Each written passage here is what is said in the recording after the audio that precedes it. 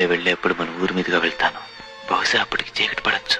మనం ఎప్పుడూ కలుసుకునే ఆ చెట్టు దగ్గర నువ్వు పూజించే ఆ కృష్ణ విగ్రహం ముందు ఒకే ఒక దీపం వెలిగించి పెట్టు. నువ్వు నా కోసం కాచుకున్నావని అది చూసి నేను గ్రహిస్తాను. వెంటనే నీ దగ్గరకు పరిగెత్తుకుని వస్తాను. మన చెట్టు కింద ఒక దీపం లేకపోతే నీకు పెళ్ళయి భర్తతో సంతోషంగా ఉంటున్నావని అనుకుంటాను. దీర్ఘ సుమంగళిగా పిల్లా పాపలతో నువ్వు జీవితం గడపాలని మనసారా కోరుకుంటూ